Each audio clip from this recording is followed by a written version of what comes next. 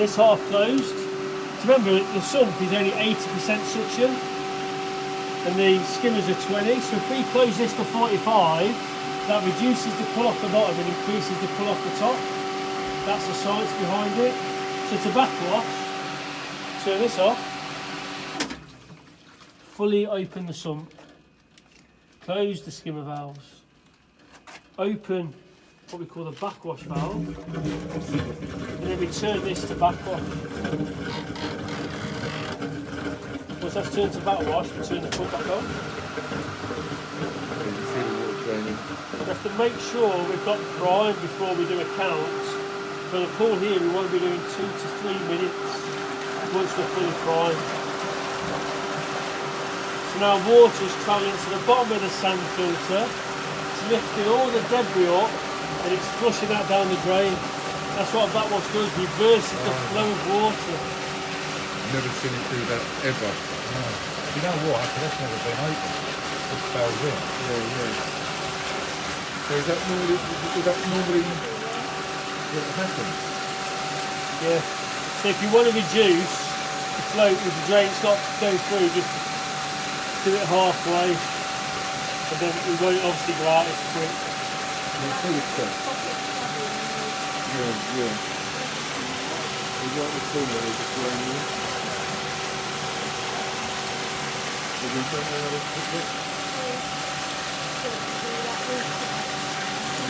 So you do that for 2 to 3 minutes, you turn your pump off, and then you turn it to rinse. Turn your pump back on. And the rinse flow goes back in the top, out the bottom and squashes the sand back down together, beds it back together. And you do this for up to 2 minutes. Remembering all the time you're doing this, your water level is dropping. So you've got to be careful because below your skimmers, you turn it back on and your skimmers are reopened, you'll lose prime. Okay? So we do that for no more than 2 minutes. Turn the pump off. Close your backwash or your waste valve. Turn the multi-port valve to filtration. And before you do anything down here, turn the pump back on. So we know we've got prime. Got quite a lot of air in the top of the filter, so you've got an air release valve to open. And you want to get all the air out of this filter. Yeah. And you want the water to be all the way to the top. Don't untwist this too much because that will go. Yeah.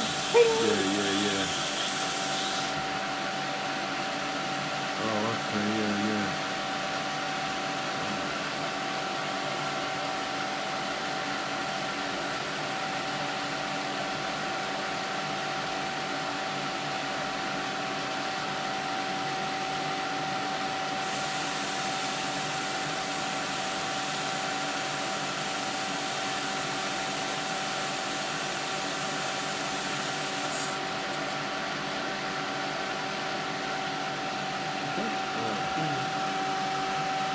Two more things. Happy with that? No water in there. Is that how you do it?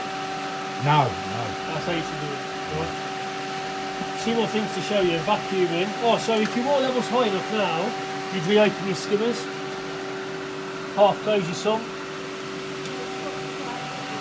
You'll know because that will drop within seconds. There you go, look. You hear it? Lost prime. You hear it? So now I'll close my skimmers and reopen my sump. I need to re-get to prime. There you go, it's coming back. But those skimmers need to stay closed until the water level's high enough. So you might decide to let it just naturally fill up or stick the hose in to fill it up as quick as you can. Make sense? What's that, Kathy? Yeah. But you need to do that because your TDS is quite high, isn't it? You're not getting enough fresh water in. Well, we know we haven't got enough chlorine in, but we need to get more fresh water in. Two more things to show you. And that's fine, that's dropped down. Right? Yeah, because we pushed air in, remember?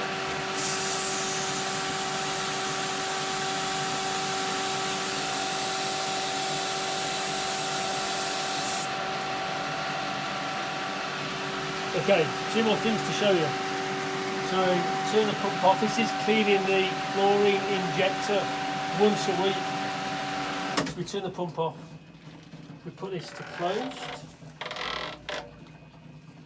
We close all the valves down here if we can. Some if we can, but here, so with our chlorine injectors here, we only ever did a chlorine injector. We make sure our dosing's off and we remove the dosing line. Remember, you should be fully PP'd up. That's not good. Should be fully PP'd up because you're dealing with chemicals. Maybe so. No, yeah, I think so. Someone's done a good job on this. Oh. I'll explain that in a minute. Yeah, chlorine. Don't worry about it. Although this is stuff you need to be dressed to the nines. Okay, chlorine injector is built up of a number of components and this should be cleaned every week. So you can see it's got quite a lot of crap in it. So we have the female. There's a little black washer is in there, sat in there. We're not going to take it out. So black washer, spring. Then have the white ceramic ball, sits on top of the spring. The white stop block with the grooved edge sits in the male. And then we marry the two together. It's a one-way valve, should be cleaned every week. Okay. We then get, we have some PTFE tape.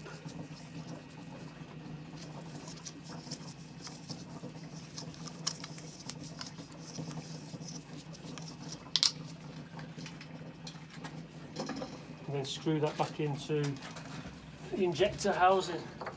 Hand tight should be. You can see it's been leaking down here before.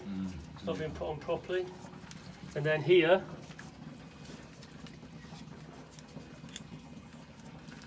because of the size of your dosing, you've got one of these black needles that goes in. So you put the needle in and then you just screw the top on. And this should be done once a week.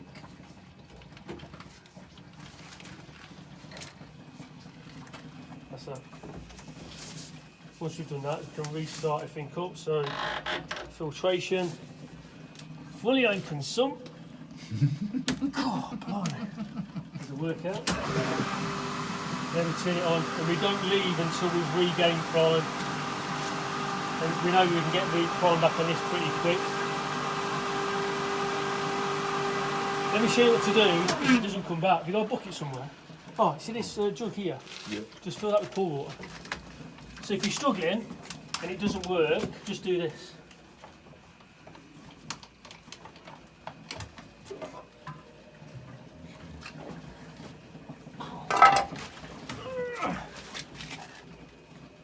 So fill this with water to the top. Okay, you might find it's going to flow back because that valve doesn't shut properly. If you do it pretty quick, because this little bit of water, Yeah, that's something to get looked at. that little bit of water will create a vacuum and it should help it pour back.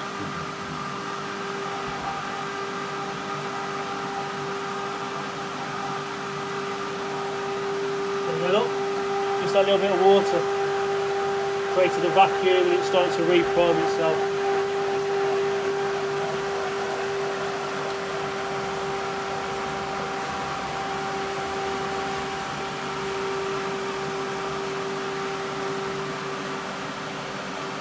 Okay. And then obviously air out of here is regained. We're not going to open the skimmer valves because the water level's dropped.